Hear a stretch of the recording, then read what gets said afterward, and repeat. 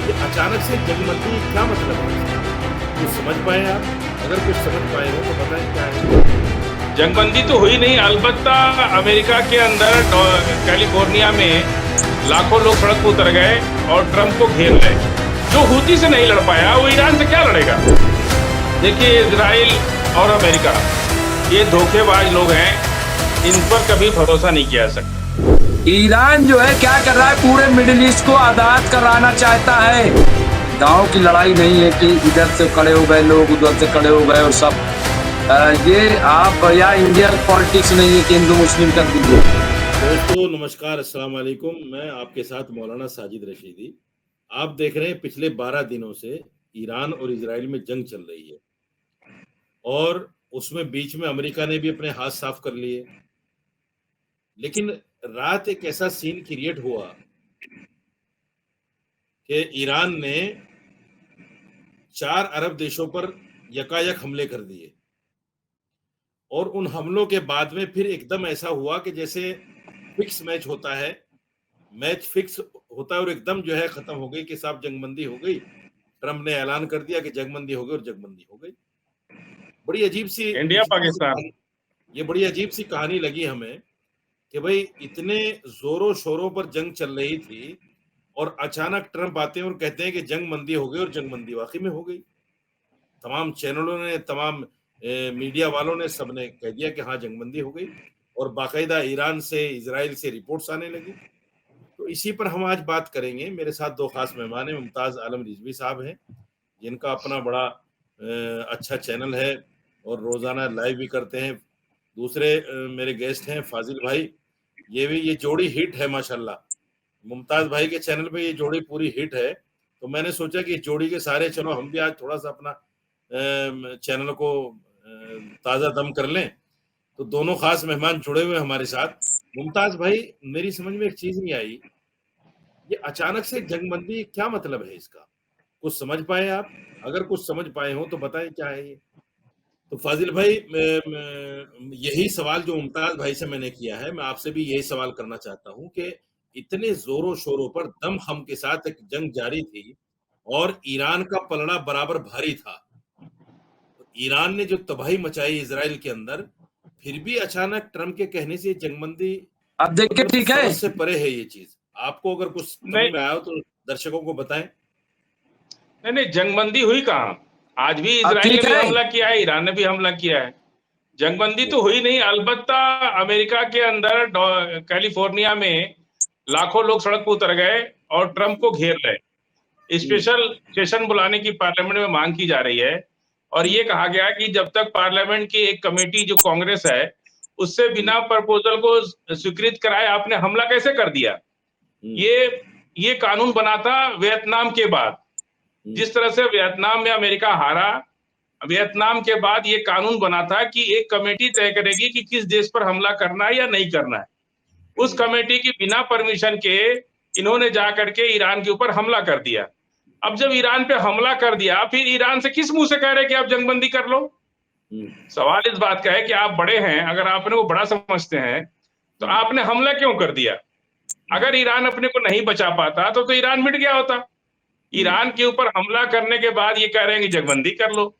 अब हम्म, अमेरिका के लोग परेशान इजराइल को देख के हैं कि हम्म, अगर मिसाइलें हमारे तरफ की, जैसे ईरान और नॉर्थ कोरिया ने जो है 18-18 हजार किलोमीटर दूर तक की मिसाइलें बना ली, हम्म, तो इनको डर है अमेरिकन को कि कहीं ऐसा ना हो जो है इजराइल के साथ साथ हमें भी भुगतना पड़े।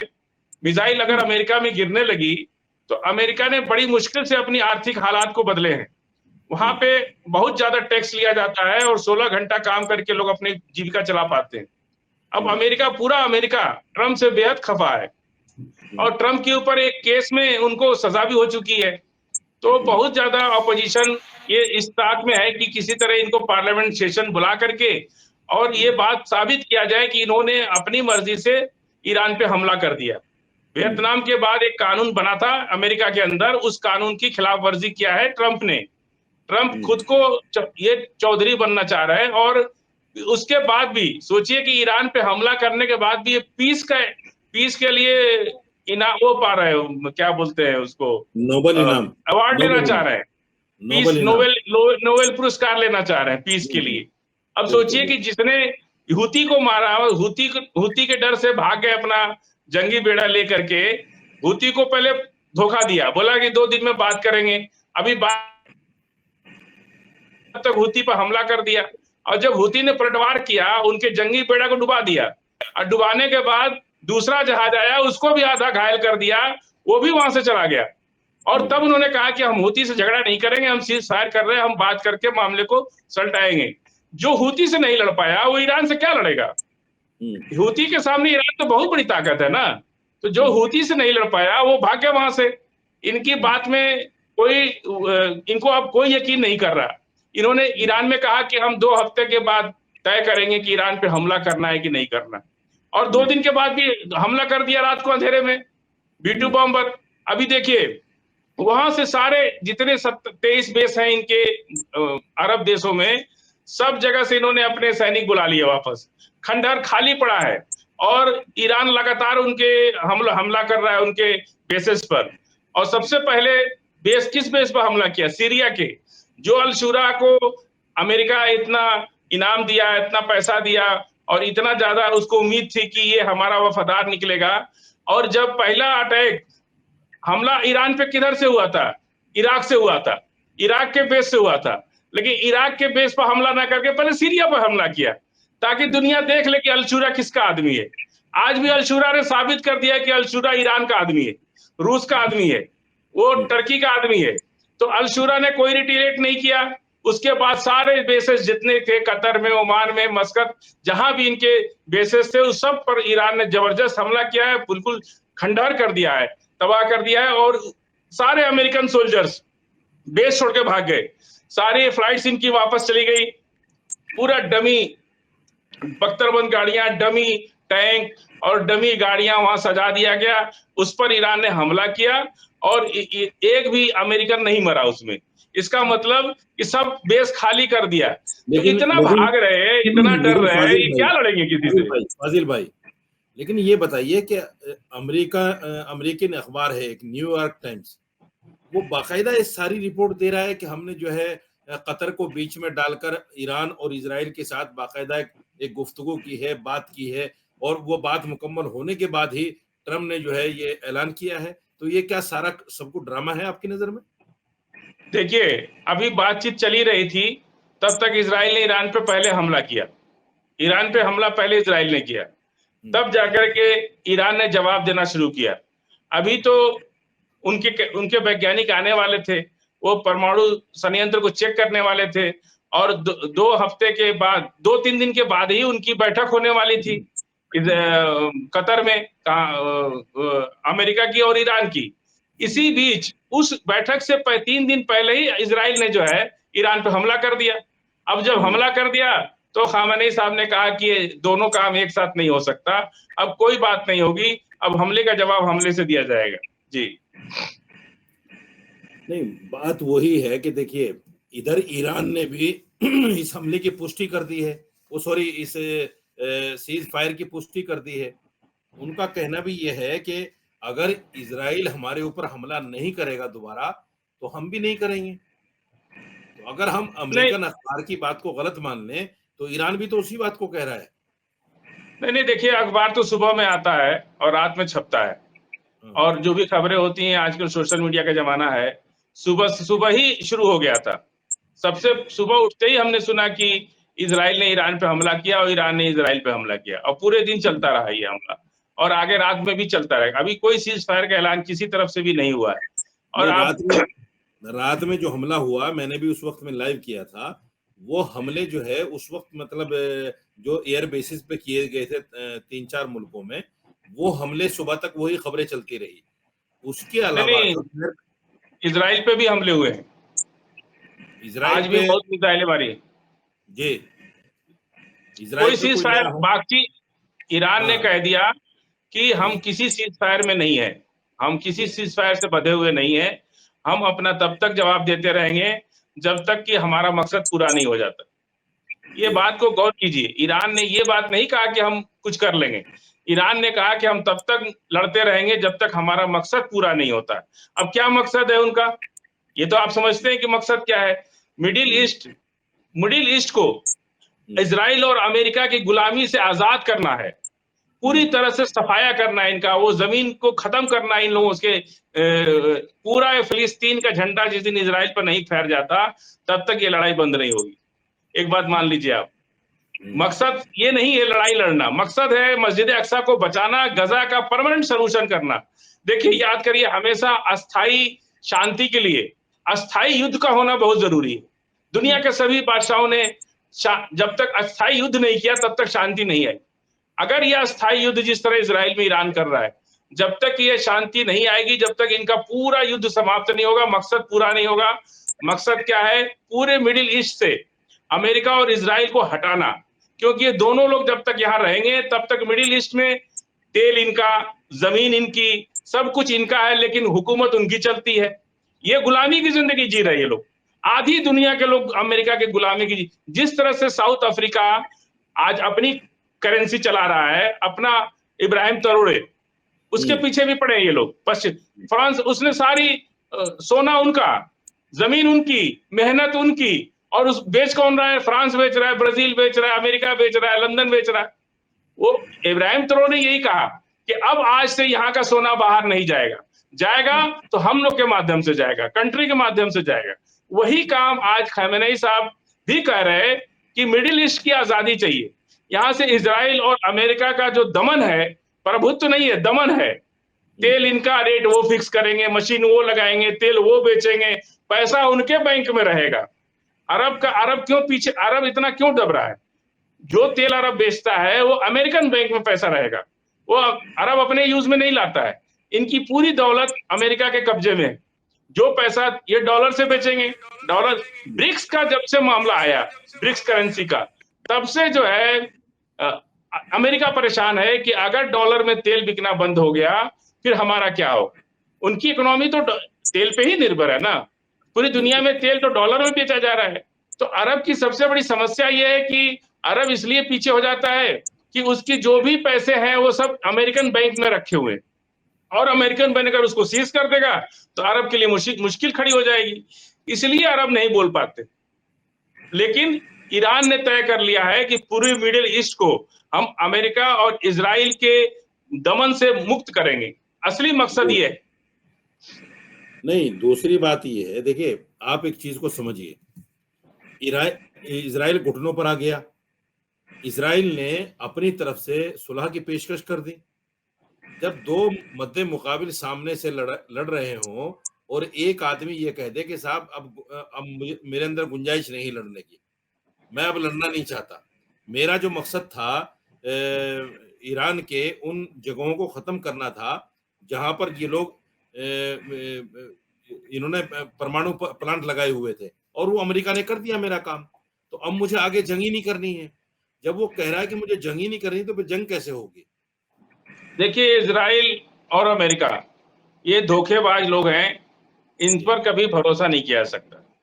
ये ईरान अच्छी तरह से जानता है। ईरान एक ऐसा देश है मिडिल ईस्ट के अंदर जो इनको 40-50 साल से इनके गद्दारी को जान रहा है। तो कभी भी आज इजराइल सांप को या तो छेड़ो मत, और छेड़ो तो छोड़ो मत, ये बड़ी पुरानी कहावत है कि सांप जो है जहरीला जानवर होता है, उसको छेड़ो मत, और छेड़ो तो छोड़ो मत, नहीं तो तुरंत वो अपना फंड आपको डस लेगा। तो इजराइल ये एक धोखा है, ये एक धोखा है कि हमारा न्यूक्लियर ऐसा वैसा करके किसी तरह जंगबंदी करके, लेकिन ईरान का मकसद नहीं पूरा होगा। यहां से देखिए, आपको याद दिला दे मुसोलिनी की बात, हम जब उनकी यूएसएसआर से लड़ाई चल रही थी, बुरी तरह सेना फंस गई, सेना मारी गई। मुसोलिनी एक गाड़ी में भाग रहे थे, वहां पे जब गाड़ी में भाग रहे थे किसी ने उनको पहचान लिया, और वो सेना की वर्दी पहन के, कर्नल की वर्दी पहन के भाग रहे थे। किसी ने पहचान लिया तो कहा मुसोलिनी, तो मुसोलिनी घूम के देख दिए उसको, बस पब्लिक ने पकड़ लिया कि यही मुसोलिनी है। उसको ले आकर के ट्रैफिक पोल पर हैंग कर दिया और उसको इतना बुरा मारा। एक बूढ़ी औरत आई, उसने कहा कि एक मरा हुआ चूहा नाली से निकाल के लाई और मुसोलिनी के मुंह में डाल दिया, कहा कि इसी मुंह से ये बहुत भाषण देता था। ये सब चीजें तब तक मकसद पूरा नहीं होता। इजराइल के अगर दबाव में ये हम लोग बोल रहे खामेनी साहब तो इतने सीनियर और पूरे दुनिया में आज वो इस्लामिक वर्ल्ड के लीडर बन चुके हैं और दुनिया के दहशत बन चुकी हैं। वो भी तो सोचते होंगे ना कि इसका अंतिम, अगर आज इसकी बात में आ गए, ईरान का जितना नुकसान होना था हो गया, या जो अभी है ठीक है, लेकिन ईरान ये चाहते हैं कि पूरी तरह से सांप को बिल्कुल जिंदा छोड़ना नहीं है, ताकि वो दोबारा भी खड़ा होकर के हमको डसने की ताकत ना रखे। ये ईरान का जो लहजा है उससे यही लग रहा है कि पूरा इंतजाम करके पूरी तरह से मिडिल ईस्ट को इनसे मुक्ति दिलाना और इजराइल पर फिलिस्तीन का झंडा फहराना और ग्रेटर फिलिस्तीन बनाना, ये हमको लगता है उनका पूरा मकसद है।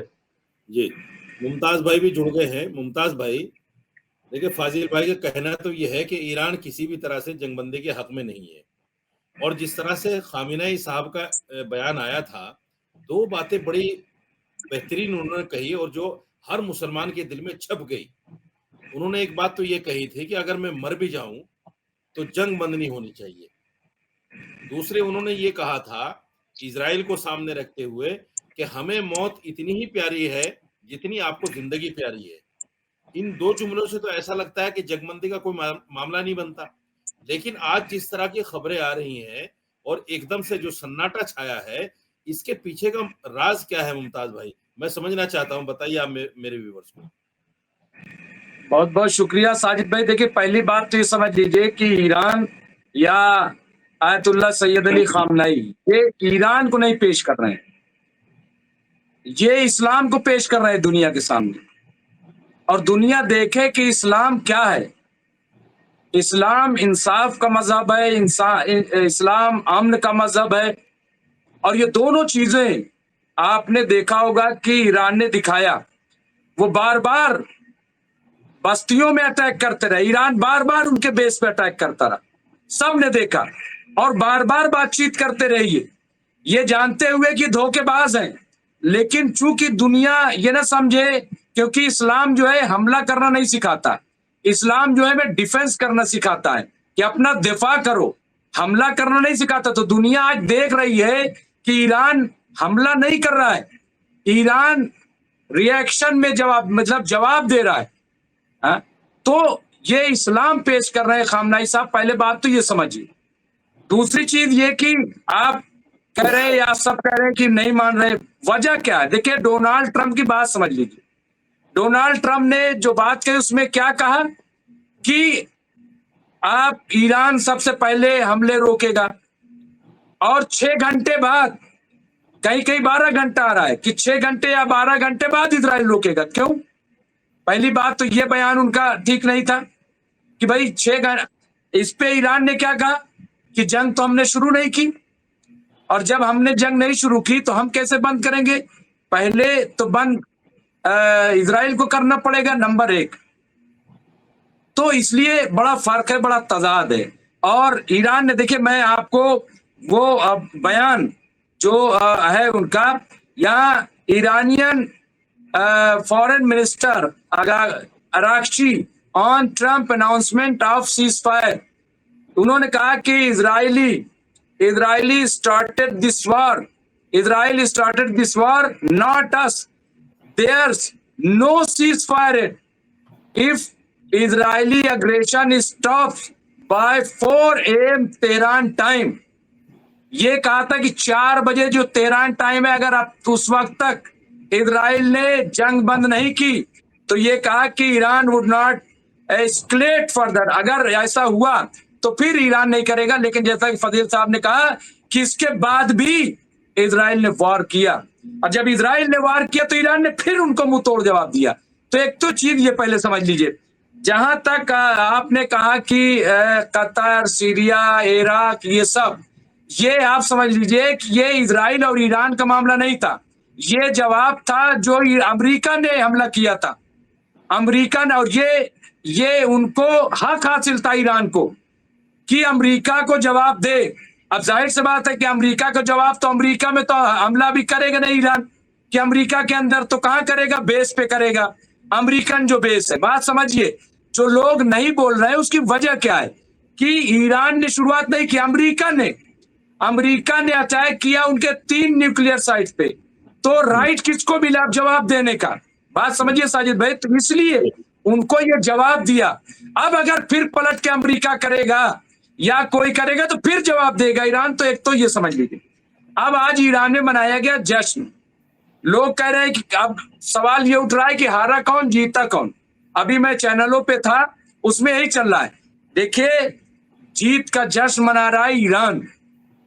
ईरान जीता इसलिए क्योंकि जो इस्लाम फोबिया और जो अपने आप को सुपर पावर कह रहे थे, ईरान ने अल्लाह की मदद से अल्लाह के आगे सर झुका करके और दुनिया को बताया कि सुपर पावर सिर्फ अल्लाह है। और ईरान के आगे झुकना पड़ा ट्रंप को भी और इजराइल नेतन्याहू को। कौन बार बार कह रहा था 4 दिन से कि सीज फायर कराओ, सीज फायर कराओ, सीज फायर कराओ? कौन घुटने में आया? अब आप ट्रंप की बात सुन लीजिए। बिल क्लिंटन का एक बयान पढ़ लीजिए। बिल क्लिंटन ने कहा अपने बयान में भी 4 दिन पहले आया है कि दरअसल ये जो जंग बढ़ रही है ये नेतन्याहू बढ़ा रहे हैं। क्यों? क्योंकि उनको खतरा है कि उनकी हुकूमत चली जाएगी और जैसे ही हुकूमत जाएगी वो जेल चले जाएंगे। ये उनको खतरा है और इसीलिए बार बार डोनाल्ड ट्रंप को ट्रैप में लेना चाहते हैं। मैं सही बता रहा हूं, इस वक्त डोनाल्ड ट्रंप की लगाम नेतन्याहू के हाथ में है। डोनाल्ड ट्रंप बार बार चाहते हैं, उनके बयान से आप देखिए, बार बार वो चाहते हैं कि जंग न बढ़े, जंग रुक जाए। और यही वजह है। मैं आपको और आज एक पता एक बात बताता हूँ, शायद उस पर लोगों ने गौर नहीं किया। जब IAEA का बयान आया अभी अमेरिका के हमले से पहले 2 दिन पहले कि वहां हमें कुछ नहीं मिला, वहां कुछ नहीं मिला, तो आपको याद होगा कि लोग सवाल कर रहे थे कि अब अमेरिका हमला कैसे करेगा, हमला करेगा दुनिया को जवाब क्या देगा। लेकिन उसके 1 दिन बाद क्या मजबूरी थी डोनाल्ड ट्रंप की? उन्होंने कहा हम कोई एजेंसी नहीं मानते। कहां का दबाव था? ये दबाव और ये खबर पैरेलल चल रही थी कि नेतन्याहू कह रहे हैं डोनाल्ड ट्रंप से कि आप बराबर जंग में उतरो, मुस्तकिल। अभी भी वो कह रहे हैं कि ये जो आपने एक बार हमला कर दिया इससे काम नहीं चलेगा, आप हमारी तरफ से मुस्तकिल आओ मैदान में।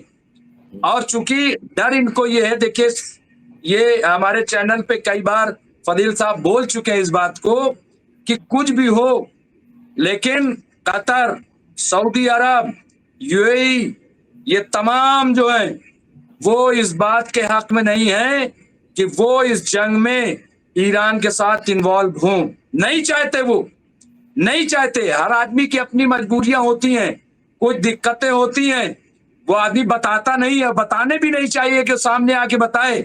लेकिन हकीकत ये आपको याद नहीं है कि सऊदी अरब, UAE और कतर तीनों ने अमेरिका से कहा था कि ईरान पे हमला मत करना, मत करना ईरान पे हमला, क्योंकि ईरान जवाब देगा। ये बार बार का फिर भी हमला किया गया। ये किस लिए हमला किया गया? लेकिन और जहां तक बात, मुमताज भाई, सऊदी ने अपने एयरबेस को इजराइल के लिए खोल दिया ईरान पर हमला करने के लिए, और बाकायदा निगरानी कर रहा है कि ईरान की तरफ से कुछ ना आ जाए। देखिए मैं आपको बता रहा हूं, इसको समझिए साजिद साहब कि हमने कहा ना कि मजबूरी भी होती है। चूंकि अगर इतने ही पावरफुल होते तो जो अभी ड्रामे हुए ये हुए, अभी उनकी कोर दबी हुई। देखिए यही तो चाहते हैं। ईरान जो है क्या कर रहा है, पूरे मिडिल ईस्ट को आजाद कराना चाहता है और सब इस बात के हक में इनके ये, चूंकि देखिए ईरान क्या है 45 साल से लड़ रहा है, ठीक है, इनके खिलाफ। तो ईरान को सारे दांव पेच मालूम है और ईरान किसी के कैद में नहीं है। ईरान को इस बात की भी डर नहीं कि सैंक्शन लग जाएगा। भाई कितना लगाओगे, हम उससे ऊपर चले गए। लेकिन बाकी मुल्क जो है जिनकी आप बात कर रहे हो, अभी इनके साथ समझो। अभी तो ब्रिक्स बना है, अभी न्यू ऑर्डर की बात बन रही है, अभी लोकल करेंसी की बात चल रही है, अभी जो है मतलब पूरा धड़ फंसा हुआ है। सिर्फ आप ये कह लीजिए 1-2 हाथ आजाद हुआ है। अब उसमें आप कितना चाहते हो, कितना चाहते हो कि ये खुल करके बोले? ये नहीं बोल पाएंगे। इसलिए मैं कह रहा हूं कि इन पे ज्यादा फोर्स मत कीजिए। ये आने वाले वक्त में सारी चीजें आपको पता चल जाएंगी और आपको मालूम हो जाएगा कि हकीकत क्या है। क्योंकि कोई जो है, सुनिए, कोई नहीं चाहता कि हम गुंडे के कैद में रहें, बदमाश के कैद में रहें। गांव में एक बड़ा गुंडा हो जाता है तो सब जी हुजूर करते हैं, उसके हिमायत में बयान भी देते हैं, लेकिन अगर वो पिटता है तो बाद में जाके मुंह दबा के हंसते भी हैं कि साला पिट गया आज, मारा गया आज। ये हकीकत है, आप देख लीजिए। बिल्कुल बिल्कुल बिल्कुल कोई नहीं चाहता। और बिल्कुल जिस तरीके से जलील किया, आप क्या समझते हो? अभी जिस तरह से डोनाल्ड ट्रम्प ने सऊदी, कतर और यूएई सबको जलील किया और ये कहा कि अब कोई जो है उधर चीन की तरफ नहीं देखेगा, सब जो है अब अमेरिका की तरफ देखेंगे, इधर देखेंगे वाशिंगटन की तरफ। ये क्या था? और कहा कि एक बयान पता है क्या कहा? कहा कि मैं गया तो वहां ये सब कर रहे थे, ये दे रहे थे, मैंने कहा ये सब छोड़ो, हमारे पास ज्यादा टाइम नहीं, जो फाइल दी उस पर साइन करो, हमें निकलना है। ऐसा बयान आया। अब ऐसे में आप, वही मैं कह रहा हूं कि देखिए, ये तमाम चीजों को समझिए। जो आप कह रहे हो कि साथ बात ये वो, मतलब तो समझिए, सारी चीजें बताने की नहीं होती। अगर इतना ही डिस्टरबेंस होता और इतनी ही नाराजगी होती तो आप बार बार क्यों ईरान के वजीर खारजा जो विदेश मंत्री सऊदी से मुलाकात करने जाते हैं? अभी भी ओआईसी की मीटिंग में क्या आपने देखा नहीं? क्यों बार बार वो कतर के लीडर से मिल रहे हैं? जब अमेरिका के साथ बातचीत हो रही थी तो किसके लीडर के साथ मशवरे के बाद मीटिंग हो रही थी? बताइए आप। 5 मीटिंगें किसके निगरानी में हुई? क्या कतर की निगरानी में नहीं हुई? सऊदी की निगरानी में नहीं हुई? हाँ, और अभी यूएई के बयान नहीं आया। तो इसलिए देखिए, और आज आप माफ कीजिएगा, इतनी लंबी जो वॉर छिड़ी फिलिस्तीन से, उसमें यही कि किसी ने अपना बेस इस्तेमाल नहीं करने दिया, ये बहुत बड़ी सच्चाई है। और इसी बात से घबराया हुआ था डोनाल्ड ट्रंप, जो आया था 3 दिन के लिए, सारा सेट करके गया, और ये सब जो है, लेकिन सब फेल हो गया। फेल क्यों हुआ? क्योंकि कोई अमेरिका, किसी ने अमेरिका का साथ नहीं दिया, किसी ने अमेरिका का साथ नहीं दिया, इसलिए उनकी सारी प्लानिंग फेल हो गई। ये एक बड़ी सच्चाई है। और बाकी चीजें, जियो पॉलिटिक्स समझना इतना आसान नहीं होता है। जो बात लोग कर रहे हैं वो सामने की चीजों को देखकर कर रहे हैं। वरना आप बताइए, जिस तरह का हमला हुआ ईरान पे, अगर वाकई न्यूक्लियर प्लांट पे हो जाता तो ईरान आज रहने काबिल रहता वहां पे? अगर वो गैस निकलने लगती तो कोई बचता वहां पे? नहीं बचता। हाँ, लेकिन क्या ऐसा हुआ? वो तो पहले ही जब वो लीक हो गई थी बात, और उन्होंने अपने हिसाब से इंतजाम कर लिया उसका, वो तो ठीक है, अपनी जगह पे है। अब जैसे आपने खुद ही बताया कि ये जो ईरान ने हमले किए अमेरिका के बेस पे, फाजिल भाई भी कह रहे थे कि वहां कुछ था ही नहीं, वो खाली जगह थी। ये तो होता है जंग में कि भाई आदमी अपना इंतजाम कर लेता है। देखिए इसमें दोनों तरफ से साजिद भाई, जब अमेरिका प्लान कर रहा था ईरान पे अटैक करने के लिए, तो 2 दिन पहले ही से खबर आ रही थी कि सब हटाया जा रहा है, तभी लोग कह रहे थे। उसके 2 मानी हम लोग निकाल रहे थे। एक तो ये कि अमेरिका बेस खाली करने के मूड में आ गए कि अब यहाँ से भाग जाओ। दूसरा, हम लोग ये कह रहे थे कि कभी भी जो है वो अमेरिका अटैक करेगा जैसे भी हो। तो ये 2 चीजें सामने आ रही थी। तो जब 2 चीजें सामने आ रही थी तो सवाल ये है कि इसका मतलब ये अनाउंस होकर के, और ये प्रेशर में, और इसमें मैं फिर बता रहा हूं कि ये सारा प्रेशर जो है वो इजराइल का है। जंग को एस्केलेट किया जा रहा है क्योंकि नेतन्याहू की सरकार जा रही थी, सारी जो इनके लाई पार्टियां हैं वो इस्तीफा दे रही थी और इनसे हट रही थी। इन्होंने 1 हफ्ते का टाइम मांगा था, जरा पढ़िए वहां की रीडिंग, आपको पता चल जाएगा। और इसलिए इन्होंने, इजराइल ने जल्दबाजी में ईरान पे अटैक कर दिया। और उसके बाद भी जब बात नहीं बनी, इन्होंने देखा कि हम तो हार रहे हैं, 10-11 दिन में सारा इजराइल खाली हो रहा है, तब इन्होंने कहा कि अब जरूरी है कि आप आ जाइए। अभी भी जब नाकामी मिली तो आप कह रहे हैं पूरी तरीके से आ जाइए। लेकिन आप जरा देखिए ना, वेस्टर्न वर्ल्ड कहाँ है? कहाँ है वेस्टर्न वर्ल्ड?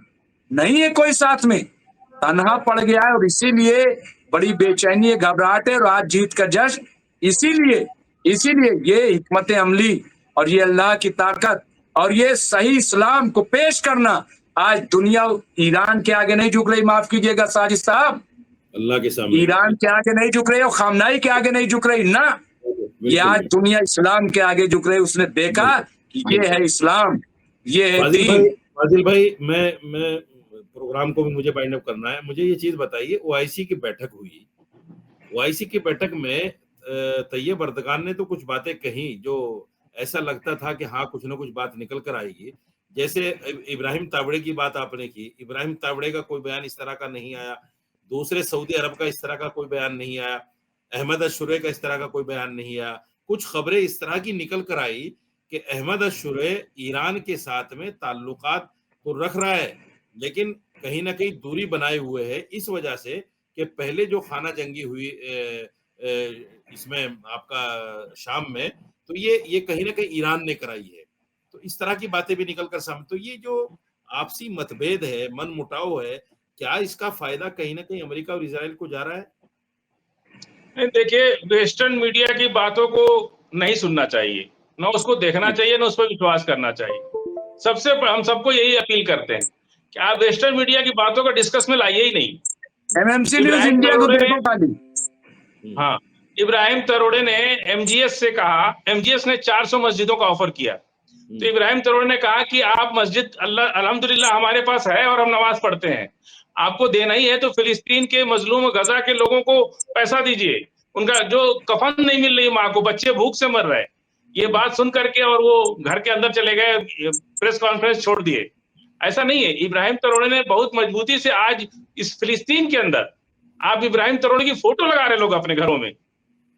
इस बात से और न जाने कितनी सी बातें, बहुत सी बातें तो हम लोग मुख्तलिफ जबान के हैं तो हम लोग के बीच में नहीं आ पाती हैं।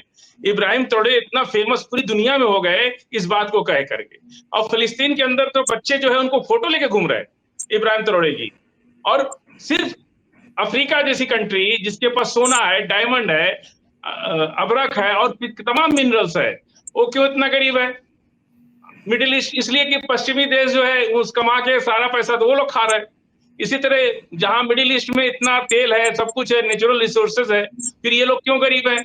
आपको पता होगा कि आप तो जाते आते रहते हैं, अरब या इतने भी कंट्री हैं, आप शहर से जब गांव की तरफ पढ़ेंगे ना तो वहां भी गरीबी बहुत है। ऐसा नहीं है कि वहां सब लोग खुशहाल ही हैं, वहां बहुत गरीबी है। तो ये जो पूरा अमेरिका के चंगुल में, अब देखिए, एक 33,000 करोड़ का जहाज गिफ्ट किया कतर ने ट्रंप को। ये रिश्वत लेने का एक नया रास्ता इन्होंने बनाया है, समझ रहे हैं आप? क्यों गिफ्ट किया भाई? क्योंकि उनकी गैस के वो बायर हैं, गैस के वो खरीदार हैं, तो कमीशन डायरेक्ट ना लेकर के गिफ्ट लेना शुरू कर दिए। आज दुनिया पुलिस पर जितनी भी गैसेस या पेट्रोल या डीजल जो जाता है, अमेरिकन बैंकों में इनका पैसा रखा जाता है, और वो अमेरिकन बैंक, इनको डर है कि जैसे अगर हमारी कोई गलती पकड़ लेंगे, ये हमारा पैसा सीज कर देंगे। एक बहुत बड़ा डर है ना। तो ये, और चाइना क्यों आजाद है? मुझे एक चीज समझाइए फाजिल भाई, आपने इब्राहिम तरोड़े का जिक्र किया, आपको याद होगा तैयब अर्दगान भी अपने पहले टर्म में जिस तरह से इस्लामी दुनिया में उभर कर सामने आए थे और हर मुसलमान की जबान पर तैयब अर्दगान तैयब अर्दगान तैयब अर्दगान था, ये कहीं वही सीन तो नहीं है इब्राहिम तरोड़े का भी? नहीं नहीं, देखिए, तैयब अर्दगान को एक चीज जान लीजिए कि वो दुनिया के लिए चाहे जो भी हैं, टर्की के लिए बहुत इंपॉर्टेंट है, और वो नेटो का मेंबर बनने के चक्कर में, ऐसा नहीं है, सारे लोग मदद कर रहे हैं। आप सोचिए कि हमास जो गुलेल से कभी लड़ता था, आज बड़ी बड़ी मिसाइलें मार रहा है, उनको 20 महीने से पानी पिला के रख दिया इजराइल को। तो उनके पीछे सबकी ताकत है ना, अकेले उनकी ताकत नहीं है। वो 8-10 हजार लोग क्या कर लेंगे? आज ये पूरे मिडिल ईस्ट के जितने छोटे बड़े कंट्री हैं, ऊपर से तो ठीक है वो नहीं कर रहे, अगर लड़ना हमास को ही है, लड़ना ईरान को ही है, तो फिर इनको बीच में क्यों आना? स्ट्रेटजी, एक पॉलिटिक्स, जब अमेरिका और इजराइल भी इस तरह की हिपोक्रेसी कर रहा है कि ऊपर से कुछ अंदर से कुछ, तो वही तो अब ये लोग भी सीख रहे हैं ना। वो तो कह रहे कि भाई हमें जब लड़ना है ईरान को है, और हम ईरान की मदद करेंगे, हम हमास की मदद करेंगे, हम हूती की मदद करेंगे, हम जो है हिजबुल्लाह की मदद करेंगे। जिसके पास अपना ना कोई सरकार है, ना टैंक है, ना उनके पास अपनी कोई सेना है, 18 महीने से वो लोग इजराइल को पानी पिला के रखे, तो उसके पीछे इन सभी लोगों की ताकत है। अब ये मत सोचिए कि तैयब अर्दगान नहीं आए, वो नहीं आए, वो नहीं आए, वो पीछे जाने की जरूरत नहीं है। अगर हम ये मानते हैं कि आज ये दुनिया में इस्लाम रोशन हो रहा है अपनी इस बात से लिए, इसके पीछे सबकी ताकत लगी हुई है, कहीं ना कहीं कोई ना कोई पर्दे के पीछे से या पर्दे के आगे से जिसकी जो हैसियत है वो मदद कर रहा है। इसलिए आज इजराइल जैसी कंट्री घुटनों पे आ चुका है, अमेरिका के जैसा घुटनों पे आ चुका है। अमेरिका ने अपना जंगी बेड़ा लेके भाग गए। जब 2 दिन पहले मीटिंग किया और हूती के ऊपर हमला कर दिया। हूती ने इतना मिसाइल मारा कि उनका एक जंगी बेड़ा वहीं डूब गया, दूसरा आया वो भी आधा जर्जर हो गया। तब जाकर के अमेरिका ने कहा कि हम हूती से नहीं लड़ेंगे, हम बातचीत करेंगे। तो अमेरिका को नहीं लड़ रहा कि जब हम हूती को नहीं कुछ बिगाड़ पाए तो ईरान तो बहुत आगे उससे, उसका फिर क्या होगा, फिर हिजबुल्ला का क्या होगा। इन्होंने 3 दिन, जैसा अभी मुमताज भाई ने बताया कि 3 दिन का दौरा किए। अल शुरा जो अलकायदा का आतंकवादी कहता था अमेरिका, उसको आतंकवादी के टैग से हटा दिया, उसको पैसा दिया, उसको राष्ट्रपति बना दिया सीरिया का, और ये कहा कि ये हमारा है, अपना है। जब सबसे पहला हमला ईरान ने सीरिया के ही बेस पर किया, सीरिया के अमेरिकन बेस पर, तो अल शुरा ने दुनिया को बता दिया कि हम किसके आदमी हैं। अगर वो रिटेलिएट करते तब ना हम समझते कि वो अमेरिका के आदमी हैं, लेकिन अल शुरा ने बता दिया कि हम किसके आदमी हैं। और जब ओआईसी के बैठे, देखिए ओआईसी के बारे में मुमताज भाई से भी कई बार हमारी बात हुई, ओआईसी को अभी हम लोग इतना मजबूत नहीं मानते हैं। ओआईसी एक न्यू बोर्न बेबी है, हम साफ कहते हैं, मुमताज भाई के चैनल पे भी बोलते हैं कि ओआईसी एक न्यू बोर्न बेबी है। आप न्यू बोर्न बेबी से क्या उम्मीद करते हैं? जो खुद का अपना काम नहीं कर पा रहा है वो दूसरों की क्या मदद करेगा? एक नवजात बच्चा जो अभी पैदा हुआ है वो अपना काम नहीं खुद कर पा रहा है, वो दूसरों की क्या मदद करेगा? फर्क सिर्फ इतना है, बस एक मिनट, फर्क सिर्फ इतना है कि ओआईसी ने एक बास्केट बना दी, उस बास्केट में सब बैठे हैं, कोई उस बास्केट से निकल के बाहर नहीं जा रहा। ओआईसी का सबसे बड़ा फायदा यह है कि उसने इस्लामिक वर्ल्ड को इकट्ठा किया और कहा कि तुम अपनी ताकत को पहचानो और इस पर काम करो। ईरान पहले से सारे लोग हैं, ऐसा हम किसी को नहीं कह सकते तैयब अर्दोगान क्या कर रहे हैं, सब एक दूसरे की मदद कर रहे हैं और दुनिया को से बचते हुए तरकीब से कर रहे हैं। मुझे मुमताज भाई एक बात समझाइए, देखिए 57 इस्लामिक देश है जो सारे के सारे ओआईसी के मेंबर है। अगर ईरान की खुलकर मदद कर देते हैं, खुलकर सामने आ जाते हैं विदाउट एनी पॉलिसी कि भाई अमेरिका क्या कहेगा, इजराइल क्या कहेगा, तो मैं समझता हूँ अमेरिका और इजराइल तो उनके सामने ऐसे है जैसे कहते हैं ना अंधेरे में चिराग। अमेरिका और इजराइल कुछ है नहीं, उनके सामने हैसियत नहीं है, क्योंकि अरब कंट्रीज जितनी भी हैं वो माली एतबार से बहुत संपन्न है, मजबूत है, और तेल का, सोने का सबसे बड़ा व्यापार जो है अरब कंट्रीज से होता है। तो अगर ये लोग अपनी इन तमाम बातों को, अब जैसे अमेरिका ने अपनी फौजें हटाई हैं, अगर ये लोग खुलकर आकर सामने कहते हैं कि देखो जी अब हमें आपकी फौज की जरूरत नहीं है, अब हम अपनी फौज से अपनी हिफाजत करेंगे, अब दोबारा मत भेजना, तो ऐसा क्यों नहीं कर पा रहे हैं ये लोग, वो थोड़ा सा बताइए। देखिए साजिद साहब, पहले तो आप ही समझ लीजिए ना कि ये गांव की लड़ाई नहीं है कि इधर से खड़े हो गए लोग, उधर से खड़े हो गए और सब ये आप या इंडिया पॉलिटिक्स नहीं है कि हिंदू मुस्लिम कर दीजिए। तो अब आप ये समझ ले, सारे 57, ये जो लोग कहते सारे 57 मुस्लिम एक साथ खड़े हो जाए, एक साथ खड़े, क्या हश्र होता है आप समझ लीजिए। भाई आप जो है अगर सारे लोग आ जाते तो क्या होता। इसलिए बार बार ये कहना एक तो कि आ जाए आ जाए आ जाए, ये मुनासिब नहीं है। हाँ, जितनी मदद करनी चाहिए थी, जिस तरह से मदद करनी चाहिए थी खास तौर से गाजा के लोगों को, वो करते, और इजराइल को जो मदद होती रही वो नहीं होनी चाहिए। लेकिन फिर वही मैं कह रहा हूं कि हुई तो हुई क्यों, पीछे जाना पड़ेगा ना आपको। आप एक दिन में किसी के निजाम को कैसे बदल सकते हो?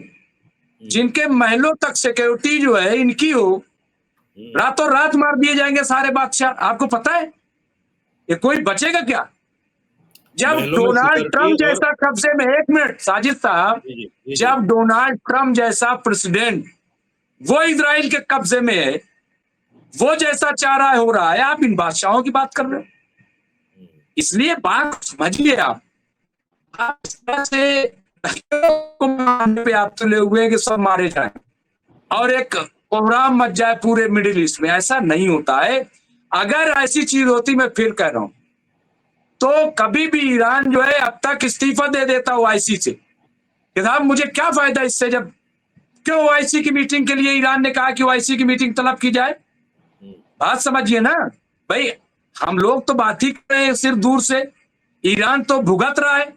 ईरान को तो और गुस्सा होना चाहिए, ईरान को तो बात ही नहीं करनी चाहिए कि हटो, मैं सऊदी से बात नहीं करूंगा, हटो मैं कतर से बात नहीं करूंगा, मैं तुर्की से बात नहीं करूंगा, कहना चाहिए ना उस गुस्से में, जनाब ये तो साथ नहीं दे रहे हैं। फिर भी आपने देखा, मैं कोई लंबी बात तो कर नहीं रहा हूं, अभी 3 दिन पहले, क्या ये सही नहीं है कि मीटिंग हुई है? क्या सही नहीं कि ओआईसी में सैयद अब्बास इराकची गए हैं? क्या सही नहीं कि अलग अलग भी मीटिंगें हुई हैं इनकी? तो इसलिए बात समझिए कि प्लान बनाने में, मंसूबा बनाने में कुर्बानी भी देनी पड़ती है, बहुत सारी चीजें दिखानी भी पड़ती है, शो भी करनी पड़ती है। माफ और कीजिएगा, इसलिए मुझे लग रहा है कि देखिए पूरा मुमताज भाई सुनिए एक मिनट, माफ कीजिएगा, कुर्बानी एक चीज की देनी पड़ेगी इनको, जो इनके घरों के अंदर यहूदी और ईसाई लड़कियां हैं, अगर ये उनको निकाल दें, ये सबसे बड़ी कुर्बानी है। साजिशें जो है वो, मैं कभी कभी मुझे वो बहुत अच्छा लगता है, अर्तुगरुल गाजी, तो उसको देखना चाहिए लोगों को। देखिए इस पे मत जाइए कि वो ड्रामा है या वो है, नहीं, उसका जो राइटर है वो आज का है, राइटर पहले का नहीं, राइटर आज का है। और जब आज का राइटर होता है तो वो आज के पस मंजर में चीजों को गढ़ता है। मैं नॉवेल निगार हूं, स्टोरी राइटर हूं, मुझे पता है कि कैसे आज वो बताना चाहता है। आज उसने दिखाया कि अरबों के यहाँ और अरबों कैसे जाल में फंसे हुए हैं, और जाल टूटेगा कैसे? जाल टूटेगा ईरान के जरिए, मैं आपको बता रहा हूं, और जाल टूट रहा है।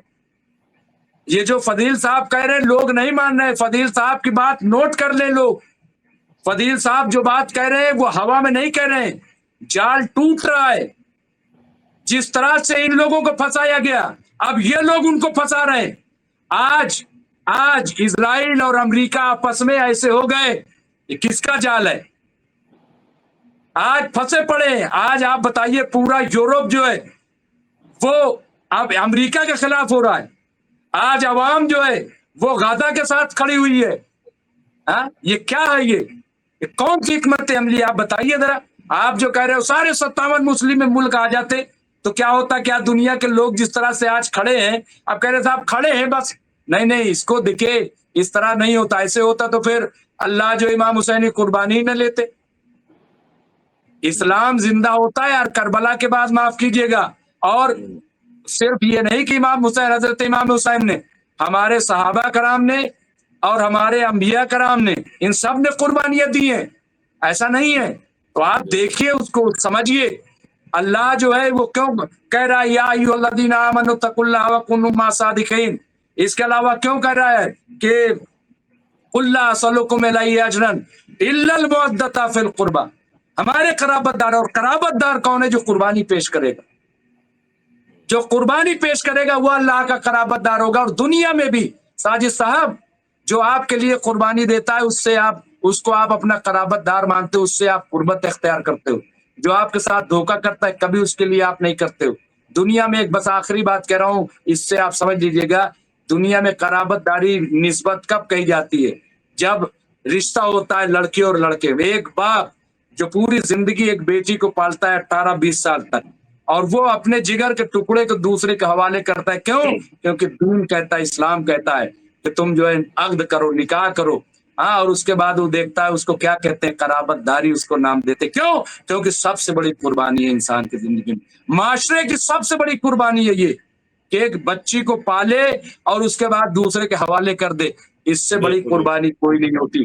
तो ये दीन सिखाता है, इसको समझना पड़ेगा, और ये अल्लाह को पसंद है। कुल मिलाकर ये बात समझ में आई कि फॉरेन पॉलिसी अपनी जगह है, लेकिन कहीं ना कहीं हमने भी देखिए नूरुद्दीन जंगी को पढ़ा है, सलाहुद्दीन अय्यूबी को पढ़ा है, मोहम्मद बिन कासिम को पढ़ा है। ये जो सारे कैरेक्टर हमारे सामने हिस्ट्री में, इस्लामिक हिस्ट्री में, हमने देखा है कि औरत से बहुत दूर रहे ये, इसलिए इनको दुनिया फतह करने में टाइम नहीं लगा। आज जो आप कह रहे हैं कि टाइम लगेगा, मैं मानता हूं आपकी बात, टाइम लगेगा। मैं कह रहा हूं कि ये बशरी कमजोरी अगर इंसान सामने न लाता शुरू से, तो हम जैसे नूरुद्दीन जंगी, सलाहुद्दीन अय्यूबी, उन्होंने जंगें लड़ी, इतनी जंगें लड़ी, वो हमेशा घोड़े पर सवार रहे, लेकिन उन्होंने कभी भी औरत को साथ नहीं आने दिया, औरत को पास नहीं आने दिया। तो मेरा मानना यह है, मैं अपनी निजी राय बता रहा हूं, कि अगर ये बादशाह भी ऐसा करते तो शायद इतना टाइम न लगता जितना टाइम अब लगने जा रहा है कि भाई ओआईसी की मीटिंग हो रही है और किसी आदमी के अंदर हिम्मत खोलकर बोलने की नहीं है, शायद इतना टाइम न लगता। बहुत बहुत शुक्रिया आप दोनों हजरात का। हमें फिर हम जो है किसी एक प्रोग्राम में मिलेंगे, और मैं उससे पहले आपसे एक दरखास्त करना चाहता हूं अपने व्यूवर से कि चैनल को सब्सक्राइब करें, लाइक करें और कमेंट जरूर करें जो दोनों हमारे पैनलिस्ट ने बातें कही हैं, इनमें कहां तक सच्चाई है, आप क्या चाहते हैं, क्या बात होनी चाहिए, इस पर कमेंट जरूर करें। बहुत बहुत शुक्रिया, बहुत बहुत शुक्रिया आपका।